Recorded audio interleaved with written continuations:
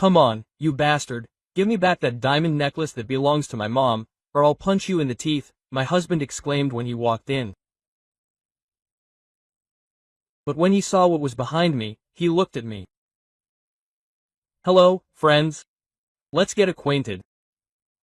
Write in the comments what city you're from and how you found our channel. Your support is very important to us.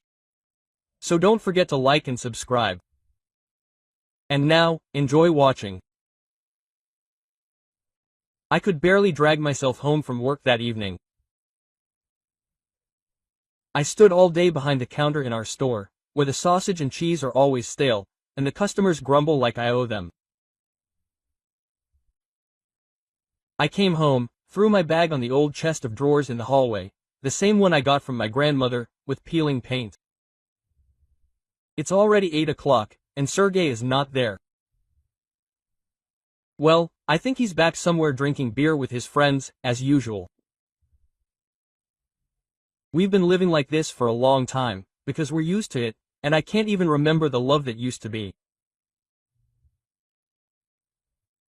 I turned on the TV, some cop show was humming, and went into the kitchen to stir the borscht. The smell wafted through the room, cozy, homey, at least a little warming after my shift. I was just fiddling with the spoon in my hands when I saw the necklace lying on the shelf, the same one, with the diamond. My grandmother left it to me before she died. She said, "Svetka, this is a keepsake for you. Take care of the stone, it's small, but it sparkles like a star, and the chain is thin, gold." Quote. Sergey knows about it, but he's never touched it. It's none of his business. I don't even hide it, I just keep it in sight, as a reminder of better days. I thought again, I should hide it, you never know, because he always comes up with some bad ideas. But I didn't get around to it. The saucepan was hissing, I got distracted. And then the doorbell rang. It was so sharp, as if someone hadn't just pressed a button, but slammed it. I flinched, almost dropping the spoon. Who's going on there at this hour of the night? A thought flashed through my mind. I went to open the door, wiping my hands on my apron. I clicked the lock, swung the door open, and was stunned. Victor, my older brother, stood on the threshold. I hadn't seen him for 10 years, since they took him away.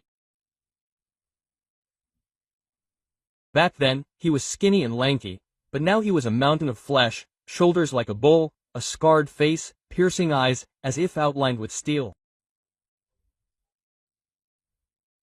He was wearing a tattered jacket, a bag over his shoulder, and nothing in his hands. Just clenched fists. "Svetka," he said hoarsely. "Let me out of the way." I stepped back, the words stuck in my throat. He stepped inside, dragging dirt from the street with his boots, but I didn't even utter a peep.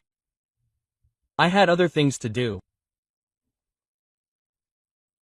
He hugged me so tightly my ribs cracked, and all I could manage was, "Vitka, when did you get out?" "Yesterday," he muttered. "I came straight to you."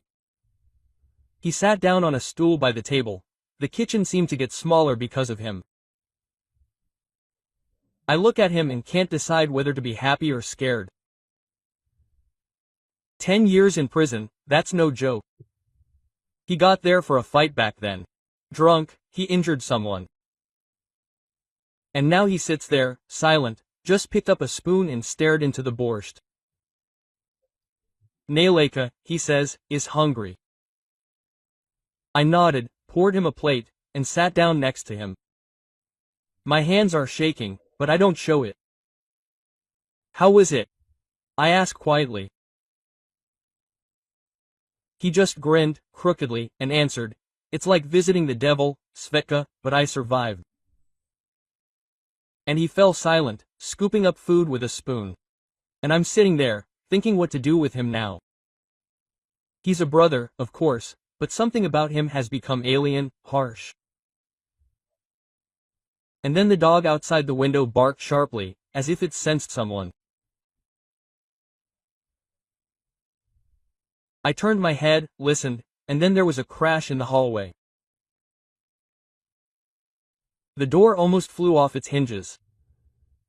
Sergey burst in. I'm sitting with Victor. He had just scooped up his second spoonful of borscht, and then the door to the hallway. Bang, as if someone kicked it open. I jumped. The plate in his hands shook, the soup almost splashed on his apron. Victor raised his head, frowned, but remained silent, only leaving the spoon in the bowl.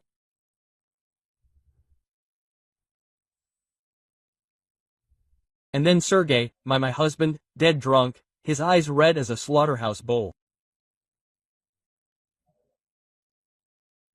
He reeked of booze, so bad you had to open the window.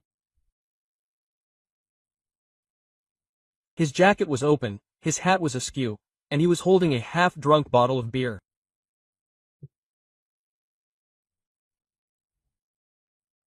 I immediately realized he was sitting with his buddies again, probably by the garages where they always roll empty bottles on the asphalt and argue about life.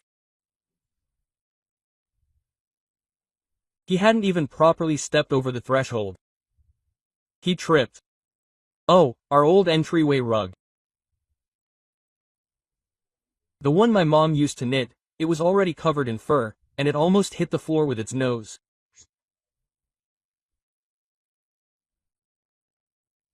He swore, threw the bottle against the wall, the glass clinked. And I stood there thinking, well, now it's about to start.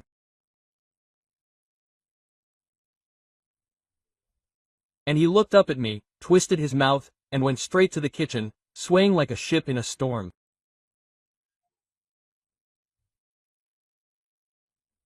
Where's your necklace, Svetka?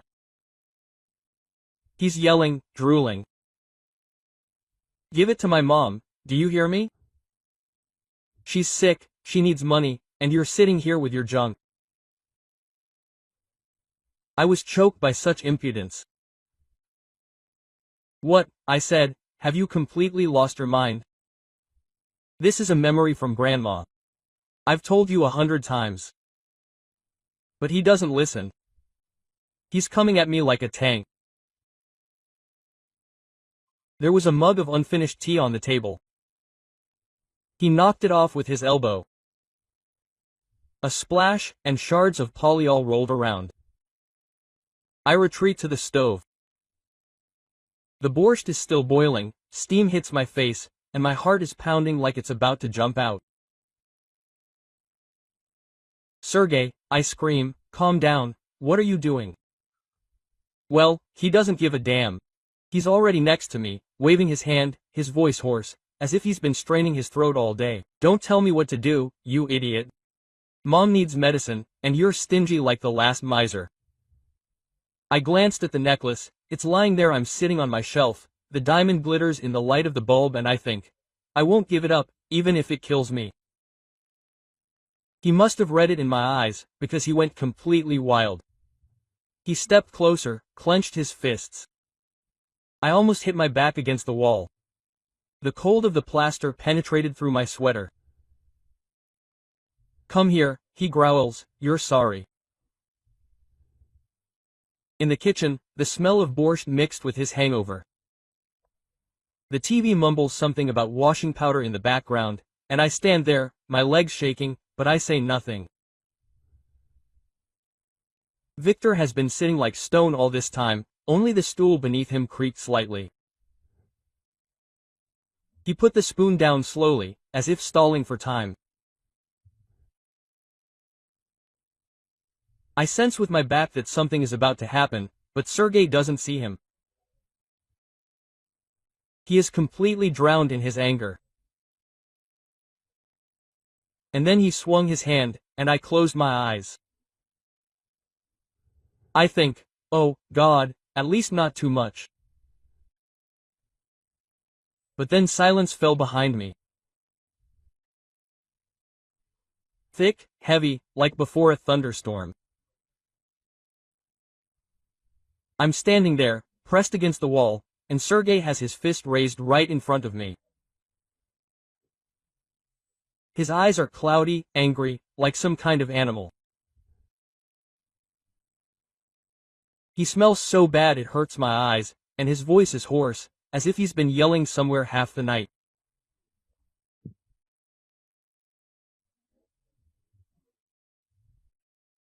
"Come on, you bastard," he growls, "give your diamond necklace to my mother, or I'll punch you in the mouth."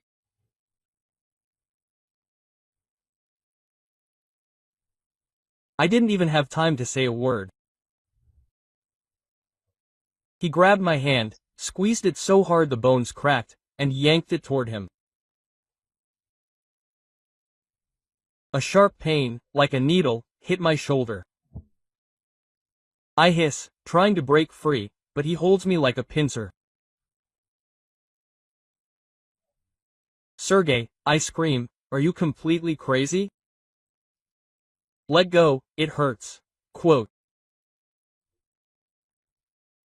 And he just bares his teeth, as if he doesn't hear, and pulls me toward the shelf where the necklace is. My head is spinning. Fear, resentment, anger, everything mixed up. It's Grandma's. I think the bastard's last memory would sell it for a bottle of beer and wouldn't even help his mother. I throw it in his face. "What right do you have, alcoholic? You haven't given your mother anything for 100 years, and now you're setting your sights on mine." He turned purple, his cheeks started shaking, and he barked. "Shut up, you idiot, you're not the one telling me what to do. The kitchen is a mess." A broken mug crunches under his shoes, borscht gurgles on the stove, steam curls across the ceiling, and the TV in the background suddenly gets louder. Some commercial for heart pills is playing, as if it's mocking us. I half kick him, trying to break free, but I don't have the strength. He's healthy, even if he's drunk. And I can barely stand after my shift.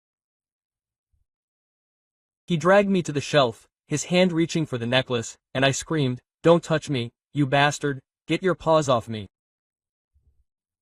And then he swung his other hand. Not hard, but I squeezed my eyes shut, thinking, okay, he's going to hit me now. My heart is pounding, there's a roar in my ears, like a train rushing past. And then suddenly there's silence, sharp, dead, my ears are ringing. Quote. I open my eyes, and Sergey is standing rooted to the spot. His mouth is slightly open, his fist is frozen in the air. His eyes are bulging, as if he's seen a ghost, and he even seems to have stopped breathing. At first, I didn't understand what was happening, but I just felt it. His hand loosened, he let go of me. I turn around slowly, and then a chill runs down my spine. Victor stands up behind me. Slowly, like a mountain coming to life, the stool beneath him creaks, almost breaks. He moved it. Quietly, but with such force that she backed into a corner. 6 feet tall, his shoulders the size of the door frame. Blue tattoos protrude from his arms, scars stretch across his face, and his eyes, like 2 drills, bore straight into Sergey. He's silent, not a word, just staring. And from that gaze, the air in the room seems to have grown thick. It's hard to breathe. Sergey backs away, trips over a shard of a mug, but doesn't take his eyes off me, and I stand between them, as if between 2 fires, and think, Lord, what's going to happen now? The tension hangs like wires before a thunderstorm, and it feels like sparks are about to fly.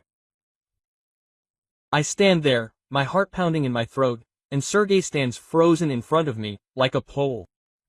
His fist hangs in the air, as if someone grabbed him by the scruff of the neck. His eyes are round as saucers. His mouth is slightly open, and even the fumes from the alcohol seem to have evaporated from fear. I didn't yet understand what was happening, only a chill went through my back, like a draft from the street. I turned around. And almost gasped. Victor, my brother, was no longer sitting. He had stood up to his full height, over 2 meters. His shoulders were so tall that you had to fit sideways through the door, and his face looked like it was chiseled from stone. Scars ran across his cheek, as if someone had nicked it with a knife 10 years ago. Tattoos were showing on his arms. Blue, crooked, prison style, some kind of crosses. I didn't even have time to make out the star.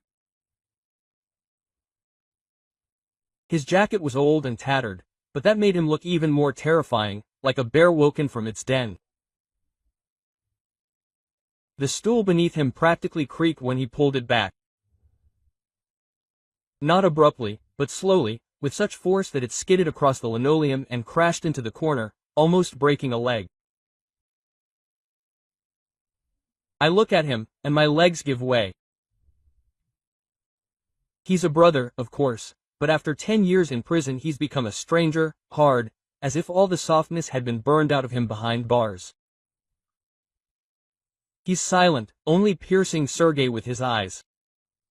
And from that gaze, it's as if the light bulb in the kitchen had dimmered. I stand between them like an idiot. I don't know where to go. Should I run or scream, but my voice is stuck in my throat like a lump of bread. And Sergei backs away. His boots crunch on the shards of the mug. He doesn't even look where he's stepping. He just runs back, as if running from a ghost. The TV keeps humming in the background. Now some old song is playing. Oh, it's freezing. And the singer's voice is so drawn out that it's taut on my nerves. The borscht is bubbling on the stove, steam is creeping across the ceiling, and Victor's half-eaten plate is sitting on the table. A spoon is lying nearby, as if he wasn't planning on eating anymore. I suddenly notice the necklace on the shelf is glittering. The stone is small, but in the lamplight it glows like a star. And I think, oh, my God, this thing is going to cause such a mess that I won't be able to clean it up. Sergei finally hits the doorframe with his back.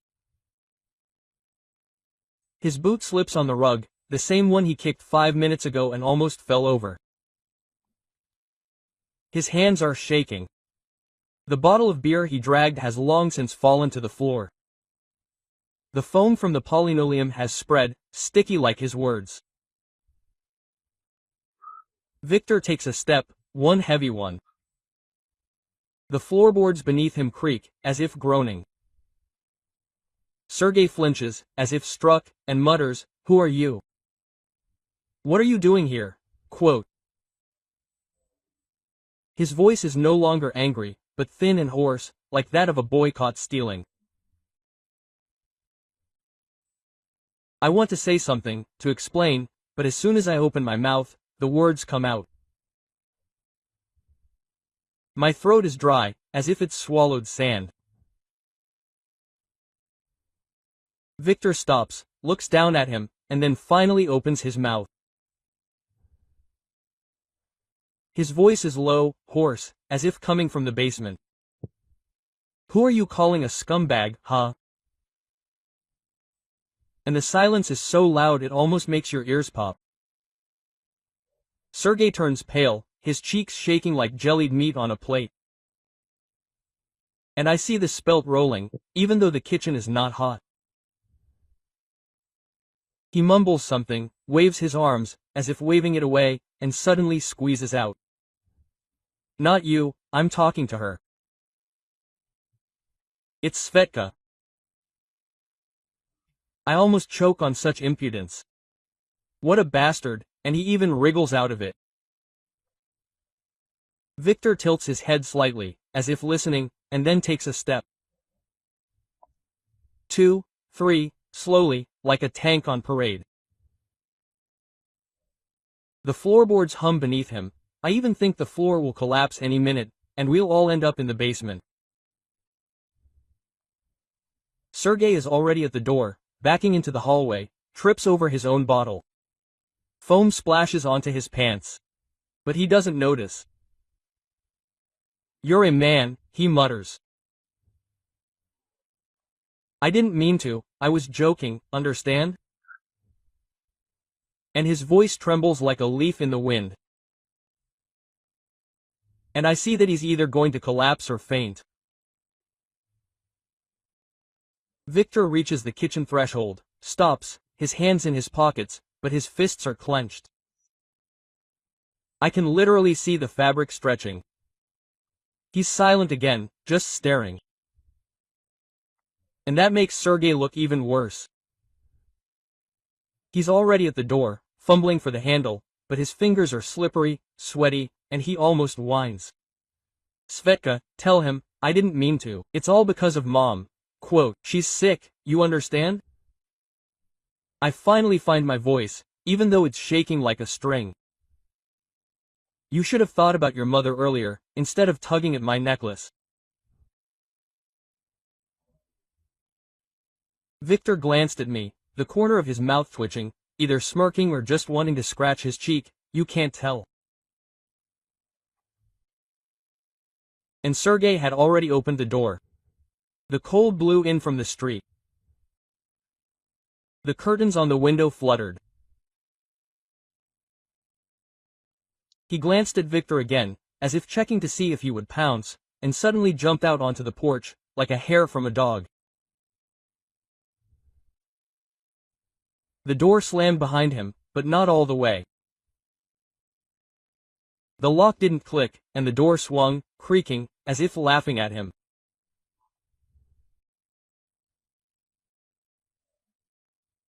I stood there, breathing heavily, looking at Victor, and he slowly returned to the table, sat down and said, Svetka, the soup is already cold.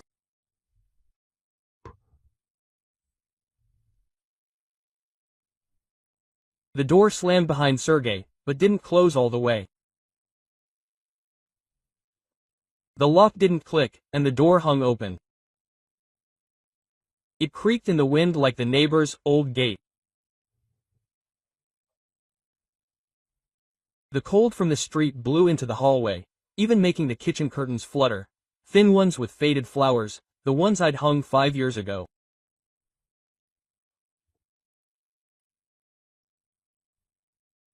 I stood in the middle of the kitchen, my legs like cotton wool, breathing heavily, as if I'd been lugging sacks of potatoes, my chest pounding, whether from fear, or anger, or both. Meanwhile, Victor had returned to the table and sat down on his stool. It creaked again, but held, though it wobbled under his weight. Svetka spoke calmly, as if nothing had happened. The soup's cold, warm it up. And I looked at him, my eyes stinging, not from tears, but from some kind of wild relief. He'd just pulled me out, and he was acting like he'd just asked for some tea. I went to the stove, my hands were shaking, I took a spoon, stirred the borscht, and thought to myself, my God, what kind of evening is this?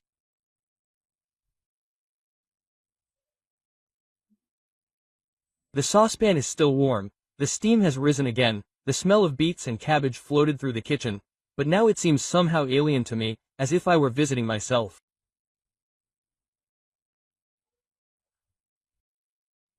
The foam from Sergeyev's beer spread sticky on the floor. The mud was smeared from my shoes, the shards of a mug were scattered in the corner. A mess, like after the war. I glanced at the necklace, lying on the shelf. The diamond sparkled, as if nothing had happened, and something inside me skipped a beat. It was not because of this thing that it almost came to blows. Victor took the spoon, sat, waited, and I put a warm plate for him. I was silent, only pursed my lips. He eats, smacking slightly, as always I used to slurp as a child when my mother cooked soup for us. And I suddenly catch myself thinking, but he's the same Vidka, only older and more coarse. 10 years in prison, that's no joke. And here he sits, slurping soup, as if he came home from work yesterday.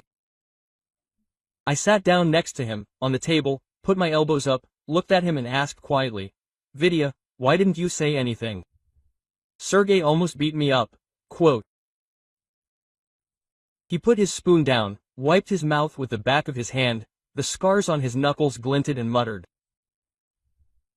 What's there to say? He understood everything himself. I even chuckled, although I wasn't in the mood for laughing. Well, yes, he understood. When he saw a 2-meter-tall hunk, even a fool would have understood everything. The TV kept humming in the background. Now it was showing some news, about gas prices and the weather. The presenter's voice was monotonous, like the rain outside the window. I suddenly remembered how Sergey had yelled about his mother, that she was sick, and I thought, but she really is sick. The old woman can barely walk, but he won't give her a penny, he'll drink it all away. Quote. My anger at him rose up again, but not as sharp, but heavy, like a stone on my soul. After all, I was saying, what if he comes back, he's drunk, stupid, he'll start doing his thing again. Victor glanced at me. His eyes were prickly, but not angry, and he replied, he won't come back, but he'll come back and regret it. And he fell silent, only slamming his spoon on the plate, as if putting a period. I got up and went to get a rag to wipe the floor. I can't stand it when the dirt is squelching under my feet. I bent over, picking up the shards, and glanced at Victor out of the corner of my eye.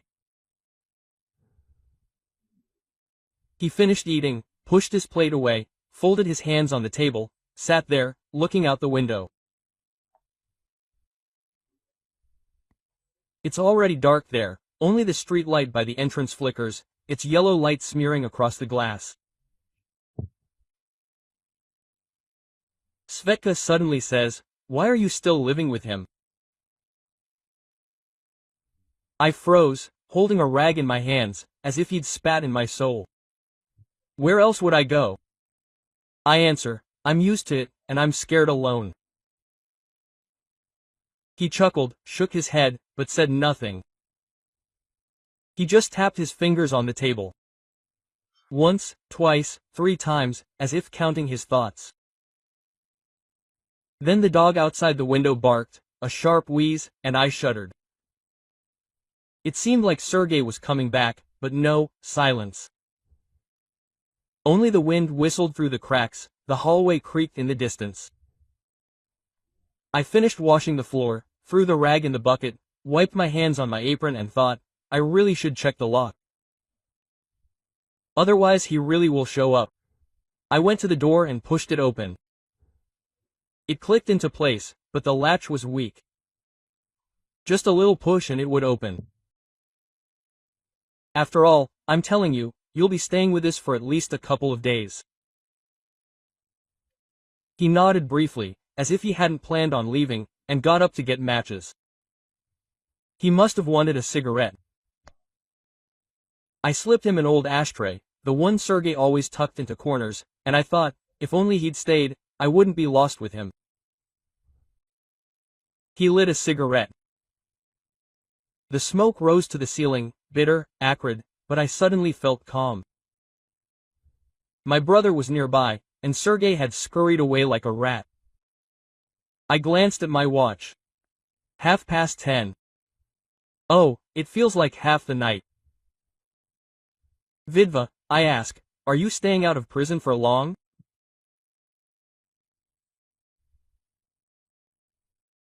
He took a drag, blew out the smoke, and said, for good, I've served my time and fallen silent, only the cigarette smoldering in his fingers, and I sit there, looking at him, and I understand. My life will definitely be different now.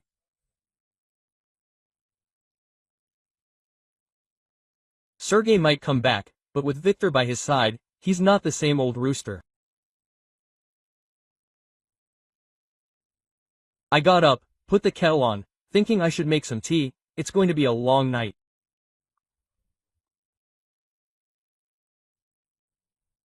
Outside, the wind howled, the street light flickered, and it seemed like everything was just beginning. The kettle whistled on the stove, steam billowed upward, and I stood up to throw the tea leaves into the old teapot with the chipped handle.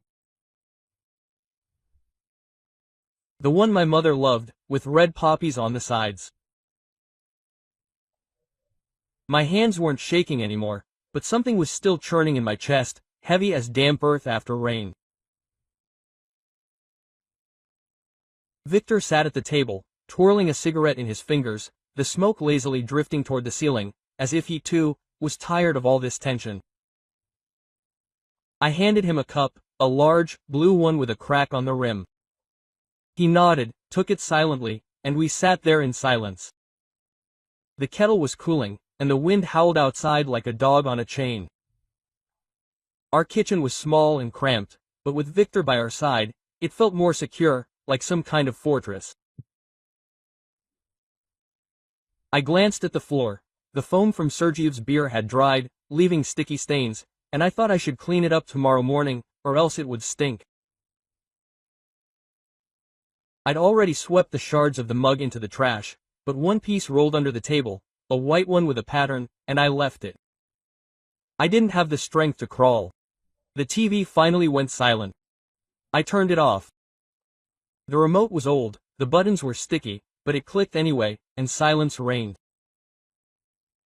Only the wind whistled through the cracks, and the clock on the wall ticked slowly, as if time were being stretched. Victor finished his tea, put the cup down and said, "Svetka, it's time to sleep, it's already late." I glanced at the clock. Almost 12, it turns out that a week has passed since he rang the doorbell. "Where should I put you?" I ask, and I'm thinking. The sofa in the room is old, the springs are sticking out, but there is nothing else. He waved his hand, quote, "Yeah, anywhere, I can sleep, even on the floor, I'm used to it," and grinned.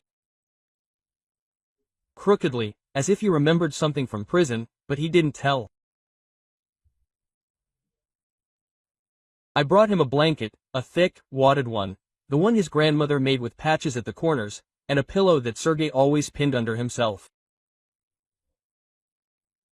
Victor nodded, took off his jacket, and hung it on the back of a chair. It is heavy, smells of the road and tobacco, and underneath is a wrinkled shirt. Gray, as if it hasn't been washed for 100 years. Svetka says, "Fix the lock tomorrow, otherwise this one of yours will come back." I nod, thinking, I really should, otherwise he'll do something. He lay down on the couch, pulled the blanket up, and I went to my room, closed the door, but not all the way. There was a crack left so I could hear if anything happened. I lay down, turned off the light, but sleep wouldn't come. I lie there, looking at the ceiling, there's an old crack, crawling like a cobweb across the plaster, and I think about Sergey. Where did he go? Maybe he ran to his friends or to his mother to complain about being offended. Or maybe he's sitting in the entryway, finishing his beer and storing up anger. I suddenly remembered how we used to live together, about 15 years ago, when he wasn't drinking so much, bringing me flowers, funny, so skinny, in a stupid cap. And now he's gotten to the necklace, to my grandmother's memory. The anger rose again, but quietly, tiredly, like coals burning out in a stove. Victor is behind the wall, he stirred, the sofa creaked, and I heard him cough. Hoarsely, heavily, as if he had caught a cold somewhere. For 10 years I've been wondering how he survived there at all. And then it dawned on me. He didn't just come to me for no reason. He has no one else. My mother died, my father disappeared even earlier, I'm left alone, my younger sister, and here I am, suffering with my Sergey, like a fool.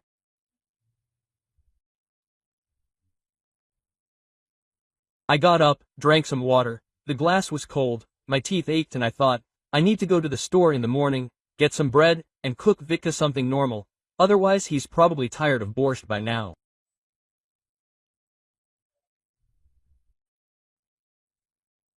I lay back down, closed my eyes, and then some heavy, uneven footsteps outside the window. I froze. I held my breath. I thought, could it really be Sergey? But the footsteps passed by. Someone stomped on the stairs, and I exhaled. No, I thought, he won't come back today. I don't have the guts. And suddenly calm. Rolled over. With Victor by my side, I definitely won't be lost. Even though he's silent, even though he's become stern, but he's still a brother who's really got my back. I fell asleep under the wind outside the window, under the ticking of the clock, and I dreamed of my grandmother. She's standing there, holding the necklace in her hands, smiling, saying, "Svetka, you're great, you didn't let me go to waste."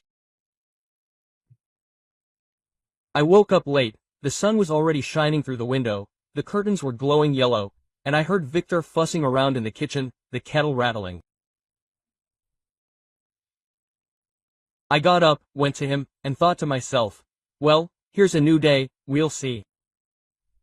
He was sitting in the kitchen, slicing bread. The loaf was yesterday's, already stale, but the knife in his hands moved smoothly, like on butter. "Good morning," I said. "Did you sleep well?" He nodded, grunted normally, and handed me a piece. I sat down, poured tea, and we sat, chewing, silently, as if this was how it should be. Necklace it's sitting on the shelf, untouched. And I think, let it sit there, I'm definitely not giving it up now. Life goes on outside, cars honk, the neighbor downstairs is walking her dog, and I can hear the barking.